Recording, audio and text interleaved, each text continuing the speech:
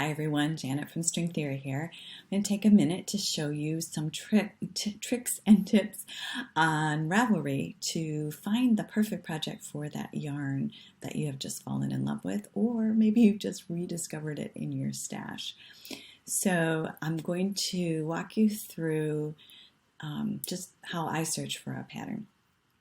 For an example, I'm going to take a skein of fingering weight yarn that I fell in love with. Colors just made my heart sing, and now I'm ready to take it out of the bowl that I placed it in on the dining room table and actually work with it. So this is how I would search for that. I'm on my pattern page, but I'm going to go to advanced search, and there it goes. I'm going to show you the filters that I would choose so that we don't need to look at the 641,000 options that there are right now. So I'm going to sort by hot right now because I like to know what people are looking at, what's trendy, what's coming up. So you can also choose by the newest things on Ravelry, random order. I do that sometimes because it's really fun to discover things that maybe other people haven't found yet.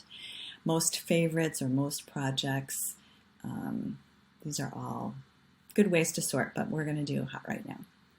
So I'm going to look through on the left and see I've chosen knitting because that's the kind of project I want to do. You can choose both knitting and crocheting or crocheting. And I'm going to go down here. I'm going to choose fingering because that is the weight of my yarn. And then typically when I have a very variegated skein of yarn, I like to combine it with a semi-solid. And so I'm going to pick here colors used typical 2. Okay, and then I'm going to skip down. I'm skipping yardage because generally 2 colors, 2 skeins of fingering. I'm going to go to accessories, and I'm looking for a cowl or a shawl, scarf, something around my neck. So I'm going to choose all neck, torso. I'm going to click these. Sometimes there's this filter down here for how easy it is. Scroll. I typically don't use that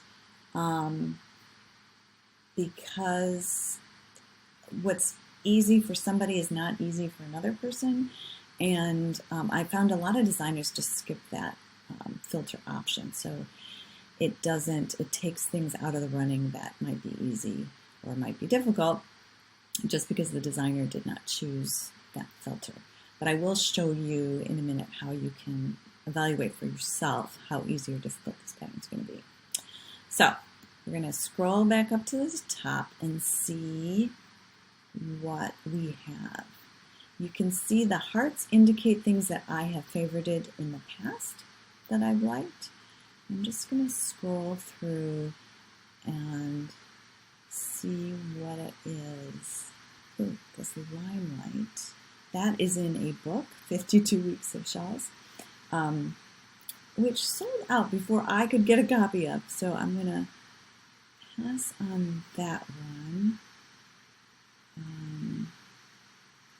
But let's look at so many cool fun things. Lots of things that I've favorited before.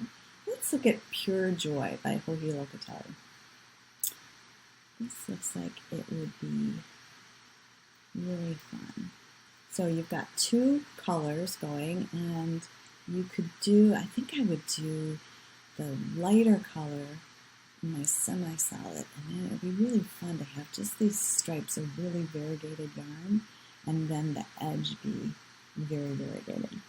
So as I was telling you before, to identify whether this is up your alley or not, whether it's going to be easy or more difficult, you can look at the tags here, and you can see that it tells you the shape. Eyelets, okay, eyelets, yarn over, knit 2 together. It's usually pretty easy. But there's also short rows. Now, short rows for me is easy because I've done them a lot, but for you it might be something new for you to learn. It's also garter stitch, and short rows in garter stitch are the easiest way to learn short rows. So I'm looking at close-up pictures, really interesting. The other thing you can do is look here in how many in the projects and see what people have done. So interesting that here in this one, for example, they used the variegated yarn in the lighter section and the solid for that. And so did this person.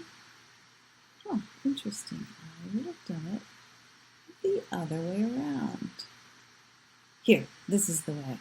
So this is the way that I would do it. Obviously, it's just personal preference, but it's really interesting to see from the way other people have combined colors. That's why I love Ravelry, is to see what other people have done and then look at it and go, oh yeah, this is what I was thinking. This is the look I was thinking of.